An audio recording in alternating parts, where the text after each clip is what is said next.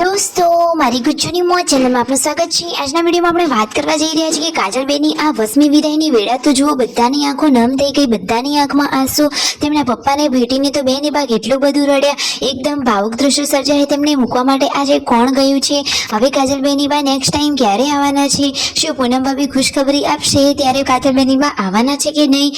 એમને મૂકવા કોણ કોણ જાય છે? શું તેમની સાથે આજે બીજું કોઈ અન્ય મહેમાન પણ જવાનું છે? બધી જ માહિતી મળશે તમને આપણા આ વિડીયોમાં। મારી ચેનલ ઉપર નવા હોય તો ચેનલને ફટાફટ લાઈક શેર અને સબસ્ક્રાઇબ કરી દો।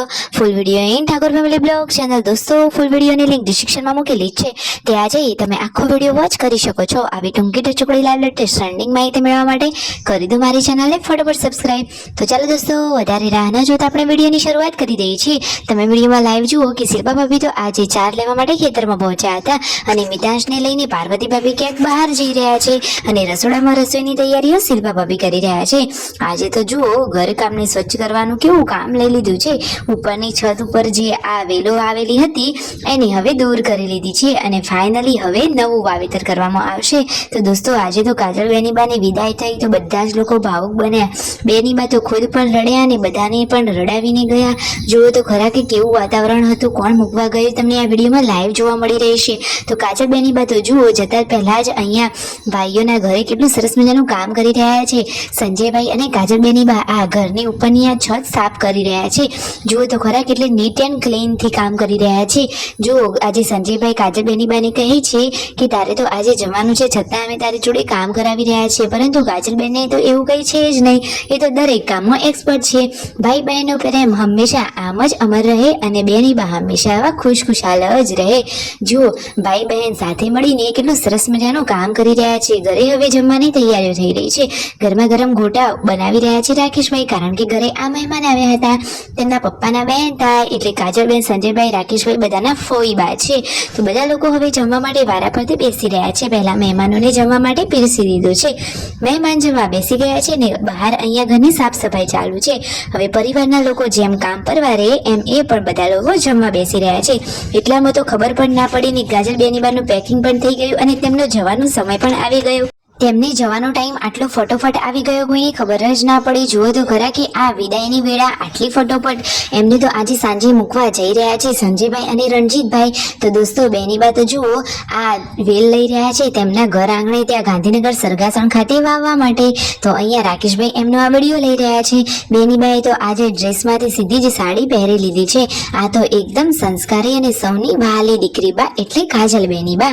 તમે જુઓ તો ખરા કે દરેક કામમાં એ તો એક્સપર્ટ છે। ઘરનું કામ હોય, ખેતરનું કામ હોય કે પછી ગમે તે કામ હોય, દરેક કામમાં એક્સપર્ટ એટલે આપણા કાજલ બેનીબા।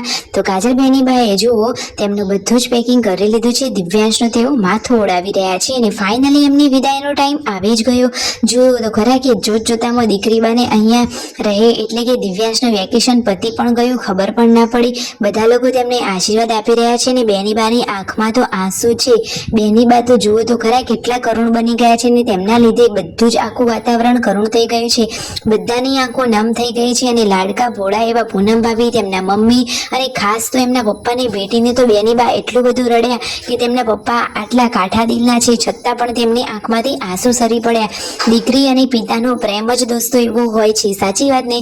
બેનીબાનો ચહેરો જુઓ તો ખરા, એમને જોઈને આપણી આંખો પણ નમ થઈ ગઈ અને દરેક શરીરના રૂવાટા ઊભા થઈ જવાય એટલું કરુણ આ દ્રશ્ય હતું।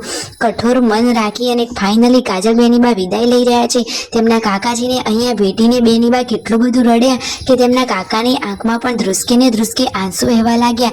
જુઓ તો ખરા, બધા જ લોકો ઇમોશનલ થઈ ગયા હતા અને સંજયભાઈ અને રણજીતભાઈ પણ કઠોર દિલ રાખીને બેનીબાને મૂકવા જઈ રહ્યા હતા, કારણ કે એમને પણ બેનીબાનું દુઃખ તો થતું જ હતું, પરંતુ હવે શું કરીએ દોસ્તો, સમય આવે તો એમને સાસરીએ પણ જવું પડે। હવે જે થવાનું હતું એ તો થઈ ગયું।